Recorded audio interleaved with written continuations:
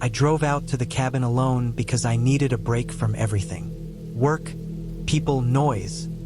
Everything had started to feel heavy, like the walls of my apartment were closing in on me. The cabin was off-season, cheap, and tucked far into the forest. The GPS got me close, but the last few miles were a slow crawl over a dirt road carved through thick pines, snow melting into ruts and mud.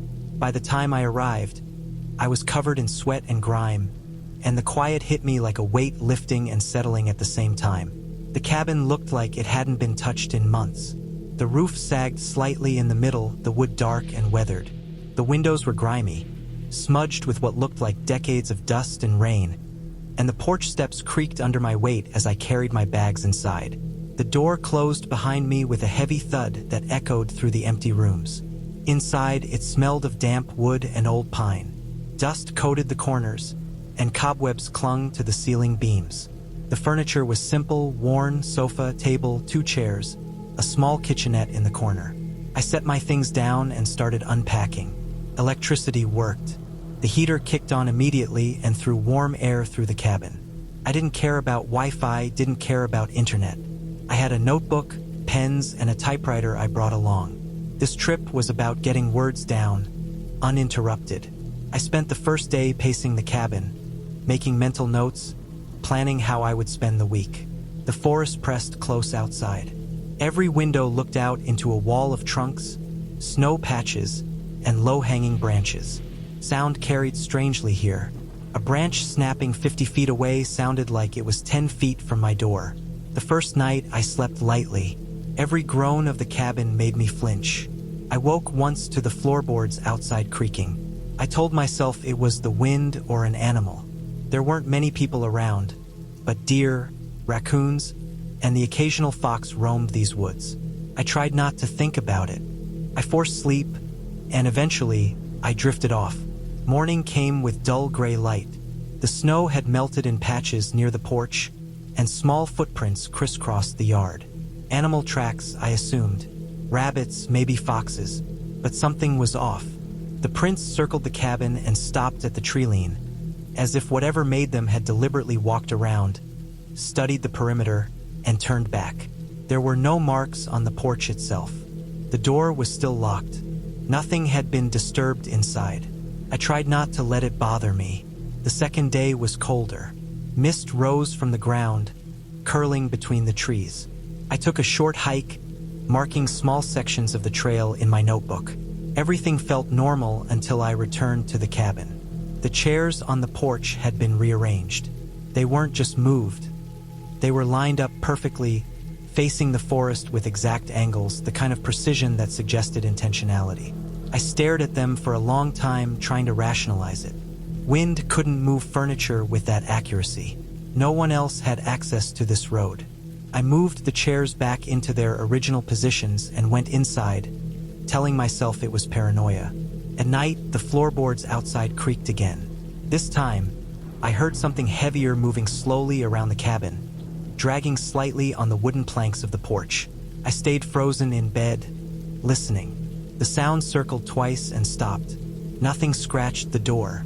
Nothing tried to get in. But I couldn't ignore it. It wasn't random. It was deliberate. By the third day, I noticed other signs. Dust on the windows had been wiped clean in some places. Faint handprints, too long and thin to be mine, stretched across the glass. Pressed flat, like someone had leaned in to look inside. They were higher than average, spaced in a way that suggested long fingers. I touched one lightly and felt the glass chill under my palm. Whoever or whatever had made them wasn't clumsy.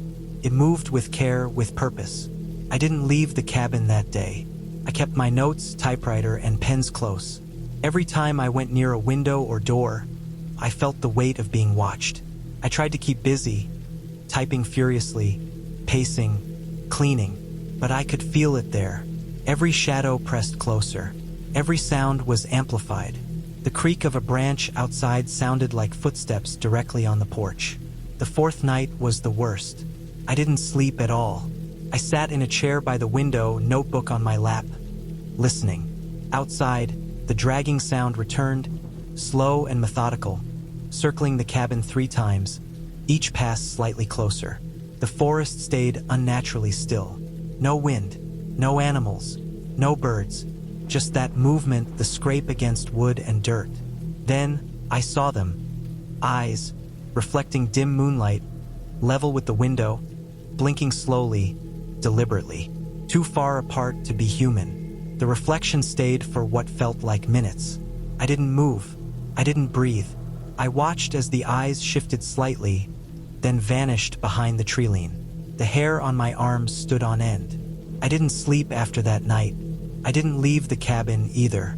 I stayed inside with lights on, pacing, writing in fits, every noise outside making me jump. I realized I wasn't worried about someone breaking in. I was worried about being observed, studied, learned. The cabin had gone from a quiet retreat to a cage in the middle of the forest. Morning came with a weak sun, gray and thin through the mist. I packed to leave. Laptop untouched, typewriter stacked, notes gathered. I went through everything carefully, making sure nothing was left behind. When I turned to unplug the heater, I noticed my manuscript. Not my notebook, not the typed drafts. The folder containing all my files on the laptop gone. Not corrupted, not misplaced, just vanished. The laptop itself was fine. Everything else was untouched. The files that mattered most, the culmination of months of work, had disappeared. I left immediately, locking the door behind me. The chairs were still aligned, facing the forest. The dust on the windows was intact. No handprints, no marks. Nothing to indicate what had taken the files. Nothing at all. I didn't stop driving until I reached the main road. Even then, the feeling of being watched didn't completely leave me. I checked the laptop again, hoping it had been a software error. Nothing. Every other file was there. Only the manuscript gone. I backed up everything else immediately, paranoid that it could happen again. Weeks later, I realized what terrified me the most wasn't the forest or the cabin. It was that whatever had been there had known exactly which thing mattered. It didn't damage anything else. It didn't move anything randomly. It waited, observed, and removed the one thing that was most important to me, leaving the rest untouched. I never returned to that cabin. I told friends it was an off-season rental and a lost drive. I told myself I had been careless with backups. But deep down, I know it wasn't luck. It was strategy, intelligence, observation, something that watched, learned, and acted with precision. That cabin is still there, empty, still cheap in the off-season, still standing at the edge of the forest, silent, cold, and patient, and I will never go back. I stayed in the cabin because it was assigned to me. It wasn't a choice or a favor or some romantic escape into the woods. It was part of a forestry internship I needed to finish my degree. Seasonal work, trail surveys, wildlife tagging, erosion checks, long days alone with a clipboard and a GPS unit. The kind of job that looks peaceful in photos but feels very different when you're actually there. The cabin was government-owned. Everything inside it was stamped or labeled in some way. Metal tags screwed into furniture. Inventory numbers burned into the handles of tools. Even the mattress had a faded stencil at the foot. It felt less like a place meant for living and more like a storage unit someone happened to sleep in. No personal items, no photos, no books left behind. Just what the program considered necessary. It sat several miles from the nearest access road, tucked into dense old-growth forest. Trees so tall and packed together that daylight never fully reached the ground. Moss grew thick on everything. Logs, rocks, the roof itself. The air smelled damp all the time, like soil that never really dried. The first few days were normal, quiet but manageable. I followed my assigned routes, flagged trail damage, checked camera traps, logged animal signs. Deer tracks, elk scat, bear claw marks high up on a pine. All expected. All routine. I filled out the logs at night under the yellow light of a single bulb powered by a generator that groaned every time I pulled the cord. The manual was clear about what to record. Animal activity, weather conditions, trail hazards, equipment use. It didn't mention anything about missing food. It didn't say what to do if supplies went down faster than expected, or if sealed containers ended up lighter than they should have been. By the end of the first week, I noticed things weren't adding up.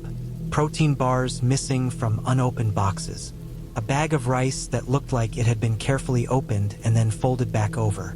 Nothing torn, nothing spilled, just less than before. I assumed I'd miscounted. Long days mess with your head. Then I found the shed open. The shed sat about 30 yards from the cabin, used for fuel and spare equipment. It had a heavy door and a solid padlock. I checked it every morning out of habit. One morning, the door stood slightly ajar. The padlock still hung in place, closed and unbroken. No scratches, no bent metal. It looked exactly the way it always did, except the door was open. Inside, nothing was obviously missing. Fuel cans were lined up the same way. Tools were still hanging on their hooks, but the dirt floor had been disturbed. Drag marks, long, shallow lines like something heavy had been pulled rather than carried. They led toward the back wall and stopped. I documented it the way I documented everything else. Took photos, wrote notes, tried to keep the language neutral. I didn't include how uneasy it made me feel. The woods around the cabin were thick and uneven. Sound behaved strangely there. A snapped branch could echo like a footstep. Wind could sound like breathing if you listened too closely. I learned to ignore most of it. You have to, or you don't last long in places like that. At night, though, it was harder. After full days of walking the same survey routes, I'd lie in bed exhausted, the forest settling around the cabin. That's when I started noticing it. A rhythm, slow, even, footsteps matching the path I'd taken that day. Not close enough to see, not close enough to hear clearly, just far enough away to be felt rather than heard, like pressure in the air. Followed the route exactly, turn for turn, stop for stop. When I'd paused to mark a tree, it paused. When I'd crossed the creek on a fallen log, it took longer, like it had to think about how to do it. I told myself it was an animal following scent trails. Bears were smart. Wolves were patient. There were explanations. Still, I stopped sleeping through the night. A few days later, I found the stone stacks. They were near the creek, just off one of my routes.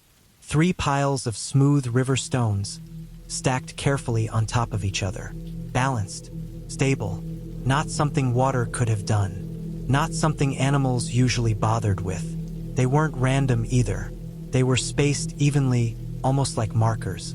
There was no mention of them in previous logs. I checked back years.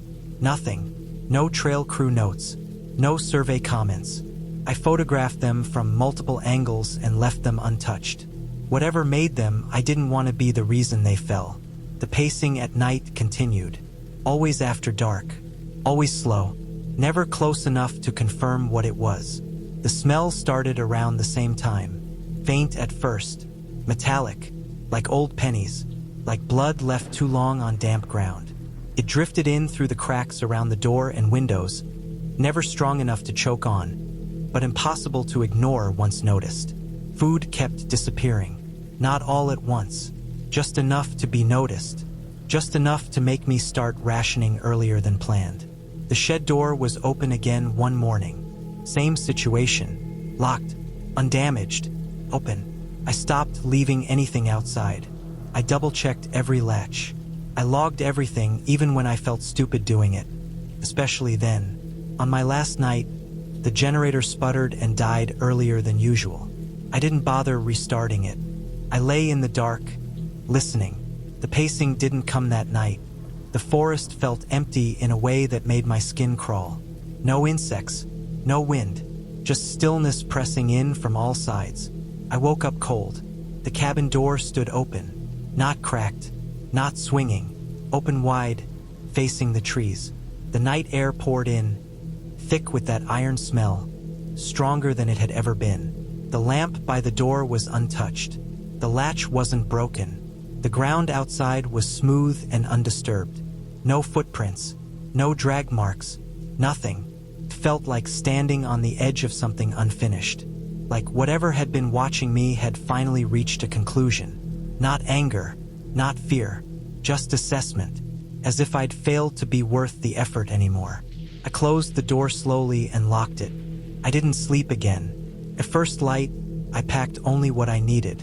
I left food behind, left equipment. I filed my final notes when I got back to the ranger station, stripped of anything that sounded like panic. Just facts, just observations. I turned in my keys and my badge and said I wouldn't be returning to the site. A week later, I quit the internship. I told myself it was about safety, about isolation, about realizing the job wasn't for me. All of that was true in a way, but the real reason was simpler. Whatever was out there learned me, and once it decided I wasn't worth the effort, I knew staying would only give it a reason to change its mind. I rented the cabin with 2 friends because we wanted snow, isolation, and cheap beer. We were tired of work, tired of noise, tired of being reachable at all times. A place with no cell service sounded like a relief, not a risk. The listing was basic and blunt. Winter access depended on weather. The owner mentioned the road wasn't plowed regularly and said it in a way that felt like a disclaimer more than advice. At the time, it sounded like part of the charm. Looking back, it was the first clear warning. The drive-in took longer than expected. The paved road turned to gravel, then to packed dirt, then to something closer to a trail. Snowbanks pressed in from both sides, tall enough to block any view beyond the trees. The forest felt old and tight, the branches heavy with snow, the light dull and flat even in the afternoon. When we finally saw the cabin, it looked smaller than the photos. Squat, low roof, dark wood that swallowed what little light there was. Inside, the place was clean but stripped down to the minimum. 1 table, 3 mismatched chairs, a narrow counter with a sink and a few metal shelves. 1 propane heater mounted on the wall. No decorations, no pictures, no personal touches at all. By the door, there was an axe leaning against the wall, the handle worn smooth and pale from years of hands. No TV, no radio, no books, just silence once the door closed. The first night, the snow started falling hard and didn't slow down. Thick flakes that blurred the windows and erased the world outside. We drank beer, cooked simple food, and laughed louder than necessary to fill the space. The wind came and went, pushing against the cabin in low waves. Felt normal, even comforting, the way a storm can feel when you're warm and dry inside. By morning, everything was buried. The snow had climbed halfway up the door. When I tried to open it, it stopped short, packed solid against the frame. We shoveled for over an hour just to clear enough space to step outside. The air was sharp and clean, so cold it made my lungs ache. The cabin sat in a white bowl, the trees standing still and heavy around us.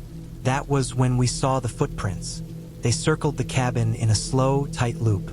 Not rushed, not random. They were deep and pressed hard into the snow, as if whatever made them carried a lot of weight. At first glance, they looked barefoot. No tread, no boot pattern, just a wide, blunt shape with a rounded front. Too wide to be human, too even to be animal tracks I recognized. They didn't wander, they didn't approach and leave. They made a full circle close to the walls, then stopped. We checked our own boots. None of them matched. The spacing was wrong, too deliberate, too measured. Each step was placed carefully, almost evenly spaced, as if whoever or whatever made them had taken its time. The forest beyond the cabin was quiet. No birds, no wind, just the soft hiss of snow still falling. The tracks didn't lead back into the trees. They simply faded where the snow had blown over them near the edge of the clearing. We went back inside and locked the door. The cabin felt smaller after that. The walls closer, the ceiling lower. That night, the sound started after dark. It wasn't scratching or banging. There was no panic in it, just pressure. A slow, steady lean against the side of the cabin, followed by a slight release, then the same thing again. The wood creaked under the weight, a low groan that ran along the wall. It felt like someone testing the strength of the place, not trying to break in, just learning how much it could take. It moved around the cabin one wall at a time, always leaning, never hitting, never rushing. I could feel it through the floor, a subtle shift in vibration as the weight changed position. The smell came with it, faint at first, seeping in through the cracks around the door and windows. Damp, animal, rotting leaves and wet fur. Sleep came in short bursts. Every time the cabin settled or the wind shifted, I woke up, heart racing, listening for the next sound. The next morning, the snow was higher. It reached the bottom of the windows now, turning them into dim, white panels. The footprints were gone, filled in and erased by the storm. That didn't make things better. It made it worse. There was no proof left, nothing to point at and say it had really happened. By the third day, the storm still hadn't let up. The propane heater sputtered and went out sometime in the afternoon. We checked the tank and the lines, but the cold had taken something from it. The cabin cooled fast after that. Our breath showed. Our fingers went numb. We dragged the chairs to the center of the room and broke them apart, feeding the wood into a small metal stove we hadn't paid much attention to before. The smoke stung our eyes and clung to our clothes. That night, the leaning came back. It was heavier this time. The wall bowed just enough for me to notice. Snow shook loose from the roof and slid down in slow sheets. The smell was stronger, thick enough to taste. Wet fur, old meat, something that had been alive for a long time and was no longer clean. The sound moved around the cabin again, slower now, as if the cold was affecting it too. When it leaned against the wall near the door, the handle rattled slightly, not from being touched, but from the pressure traveling through the wood. I stayed still, counting my breaths, listening to the way the cabin responded. It held, barely. By morning, the snow had climbed past the windows.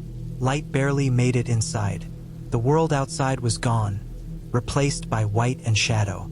We knew we couldn't wait it out anymore. The cold was getting into us, deep and slow. We gathered what we could carry and took turns digging a path away from the door, cutting a narrow trench through the snow toward where the road should have been. Took hours. Every few steps we had to stop and rest, leaning on our shovels, the air burning our lungs. The forest stayed silent the whole time. No movement, no tracks, just the sound of metal biting into snow. When we finally reached the edge of the clearing, the trees rose up like a wall. Right there, at the tree line, we stopped. The footprints were back. They came out of the forest and ended at the last tree, right where the clearing began. The same wide, blunt shapes, the same careful spacing. They did not cross into the open space. They did not circle the cabin this time. They just stopped, as if whatever made them knew exactly where it was willing to go and no further. We didn't follow them. We turned away and kept moving. The road was barely visible, a shallow dip under the snow, but it was there. We followed it until the trees thinned and the sky opened up. Hours later, we reached the main road, frozen and exhausted, but alive. We didn't go back for our things. Later, after we were warm and safe, I looked up reports from the area.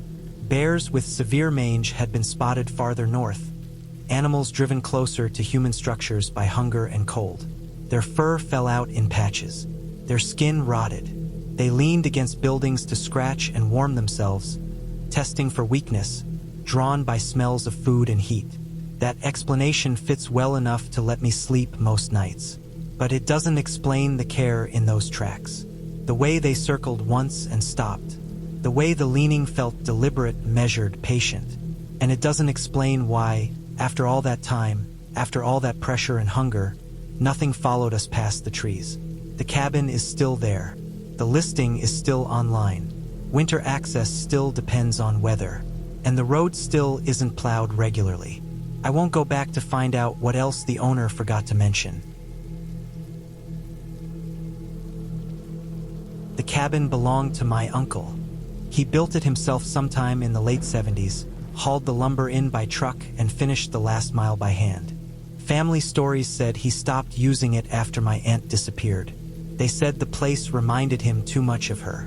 They said grief broke him. Over the years, the story hardened into something simple and clean, the kind of explanation people use when they don't want to look too close. I never believed it. I went up there because I wanted cheap land access for hunting season, and the cabin sat right in the middle of good territory. Remote, old trails, thick cover. Nobody had touched it in decades. From a practical standpoint, it made sense. From a personal one, I was curious. I didn't like unanswered questions, and I didn't put much weight into family rumors. The road in was barely a road anymore. Trees leaned in from both sides, branches brushing the truck, the ground rutted and uneven. When I finally reached the clearing, the cabin was still standing, exactly where I remembered from childhood visits. Weathered wood, low roof, stone chimney. The forest had grown closer around it, like it was slowly being reclaimed. Inside, nothing had been cleared out. Furniture sat where it had been left. A couch with faded cushions. A small table with 4 chairs. A coat still hung by the door, stiff with age. In the bedroom, clothes filled the dresser drawers. A pair of boots rested by the wall, soles worn thin. Family photos lined a shelf, edges curled, faces frozen midlife. My aunt smiling. My uncle younger, leaner, one arm around her shoulders. There were no signs of a struggle. No broken furniture. No blood. No damage. Just abandonment, sudden and complete, like someone had stood up and never come back. The first night was quiet. Too quiet, but I chalked it up to being out of practice in the woods. Every small sound felt louder when you weren't used to it. The wind moved through the trees in long, slow waves. The cabin creaked as it settled. I slept lightly but uninterrupted. The second night, I heard it. Something moved outside the cabin after dark. Slow steps, uneven. It sounded like weight being dragged rather than carried. Not fast, not aggressive, just steady movement circling the structure. Every few seconds, there was a dull scrape, like something heavy brushing against dirt or stone. I stayed still, listening. I didn't hear breathing. I didn't hear sniffing or claws, just the movement. It made one full loop around the cabin, then stopped near the back wall. After a while, it moved again, tracing the same path, the same pace. By morning, there were no tracks I could clearly identify. The ground was dry and hard-packed, scattered with old leaves and pine needles. Whatever had been there left little behind. During the day, the place felt normal again. Sunlight filtered through the trees. Birds returned. I walked the perimeter, checked the outbuildings, familiarized myself with the land. Nothing seemed out of place until I came back to the cabin and noticed the windows. Handprints were pressed into the dust on the glass.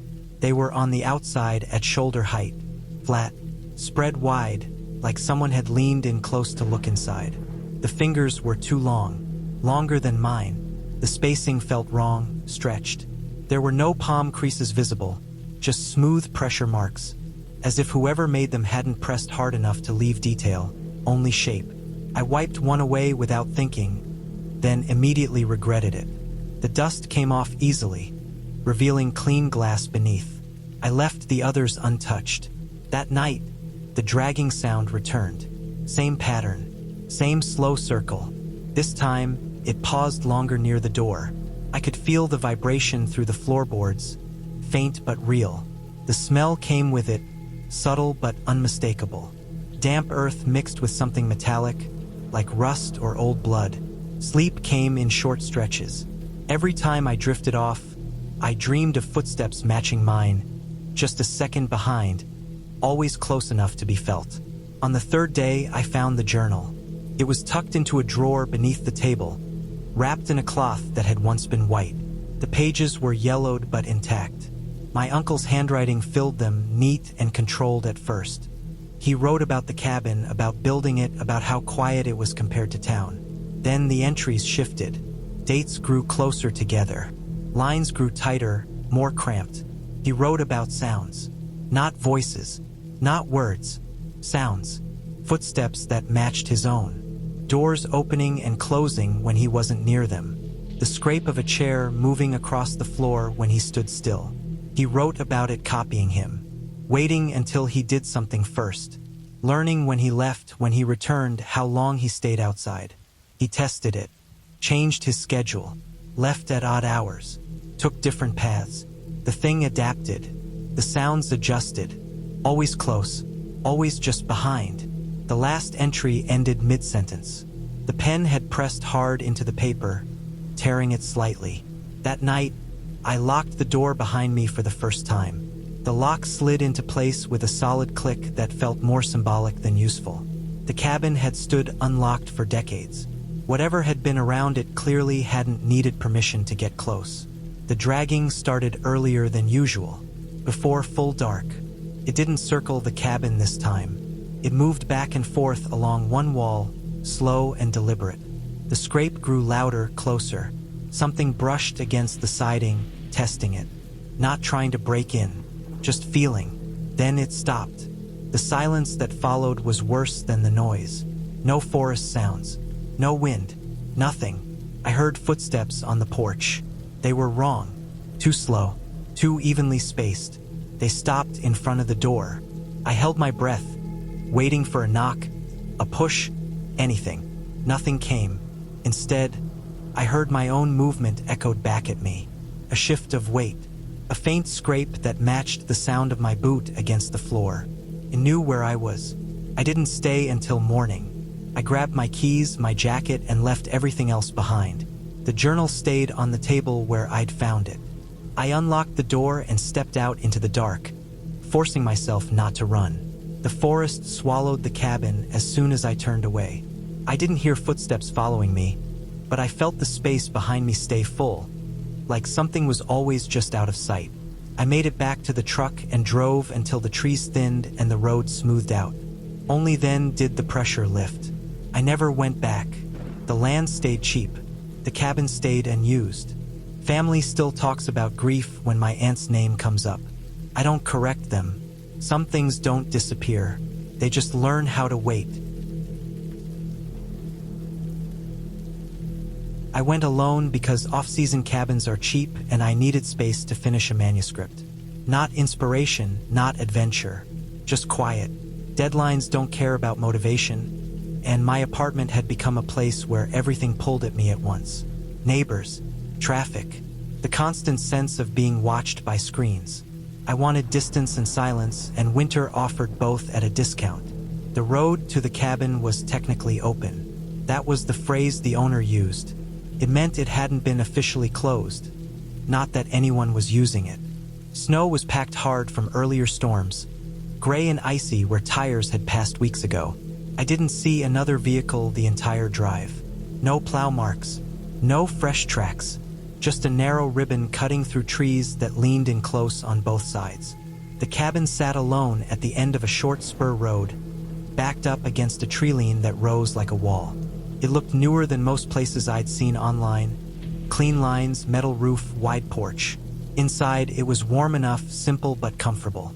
Desk by the window, couch facing a stone fireplace. A small kitchen stocked with the basics. There was a router on a shelf with a green light blinking steadily. The Wi-Fi connected immediately, full bars, but nothing loaded. No email, no documents syncing, no browser pages opening. I rebooted everything twice. Same result. The owner had warned me. He said it happens sometimes, something about the service dropping in winter, lines freezing, towers down. I believed him. I didn't need internet anyway. That was the point. The first day went well. I unpacked, set up my laptop, and wrote for hours without interruption. The quiet was deep, the kind that makes you aware of your own breathing. Outside, the forest barely moved. Snow muted everything. When night came, it came fast, the dark thick and complete. The next morning, I stepped onto the porch with my coffee and stopped. The chairs had moved. There were 2 wooden chairs on the porch when I arrived, set at casual angles, one closer to the door, one near the railing. Now they were positioned side by side, evenly spaced, facing the tree line directly. The distance between them was exact. The angle was precise, like someone had used a measuring tool instead of instinct. I told myself it was wind. Strong gusts could move light furniture, especially on smooth boards. I put the chairs back the way they'd been and went inside. The second morning, they were arranged again. Same pattern, same spacing, facing the trees. That's when I noticed the detail that broke the explanation. There were no drag marks on the porch, no scrape lines, no disturbance in the thin layer of frost. The chairs hadn't been pushed. They had been lifted and set down. I moved them again, this time stacking them against the wall and placing a heavy planter in front of them. That night, I slept lightly, waking often, listening to the quiet hum of the heater and the occasional crack of wood as the cabin cooled. In the early hours, I thought I heard movement outside. Not footsteps exactly, more like a shift of weight, a pause, then nothing. By morning, the chairs were back in position, unstacked, aligned, facing the tree-line. The planter sat a foot away, untouched. I stopped touching them after that. The days settled into a routine. Right. Eat. Walk the short loop around the cabin. Right again. The forest stayed still, almost staged, like a backdrop. No animals crossed the clearing. No birds landed on the porch railing. It felt empty in a way that wasn't natural. One night, while working late, I noticed a reflection in the window that didn't match the room. 2 points of light, level with each other, hovering just beyond the glass. Eyes, they were set too wide apart, too symmetrical, at about shoulder height if they belonged to a person, but there was no body shape behind them, just darkness. They reflected the light from inside the cabin, bright and clear. They blinked, slowly, deliberately, not startled, not reactive, just a controlled movement like something testing whether it could. I stayed still, heart pounding, afraid that any sudden movement would change whatever rules were in place. After a few seconds, the eyes shifted slightly, then vanished, swallowed by the dark beyond the porch. I didn't sleep after that. I sat at the table with the lights on until morning, watching the windows, listening. Nothing else happened. No sounds, no movement, just the sense that something had confirmed what it needed to know. When daylight came, I packed to leave. I moved quickly, hands shaking, throwing clothes into my bag without folding them. I unplugged the laptop last, more out of habit than care. That's when I noticed the files. My manuscript folder was empty, not corrupted, not partially there, gone. Every draft, every note, months of work. The laptop itself was fine. Other files were untouched. Photos, old documents, everything else exactly where it should be. Just that folder missing. I searched the cabin. Every drawer, under the bed, inside the fireplace. I checked the trash. Nothing. I checked the laptop again, convinced I'd made a mistake. No sign it had ever existed. The router still blinked green. There was no internet connection to upload anything. No signal. No sync history. No access logs I could check. No explanation that fit inside normal failure. I left the cabin unlocked when I went. I didn't see the point anymore. The chairs stayed on the porch, facing the trees. I drove until I reached a town and stopped at a gas station just to be around people, even strangers. My hands didn't stop shaking until I was back on a main road. I never recovered the manuscript. I tried rewriting it later, but it never came out the same. Whatever focus I'd had was gone. The sense that my thoughts were private never fully returned. I still think about how specific it was, how careful. It didn't damage anything. It didn't scare me off immediately. It waited, watched, learned what mattered. And when it decided to act, it didn't take food or tools or anything useful for survival. It took the one thing I couldn't replace.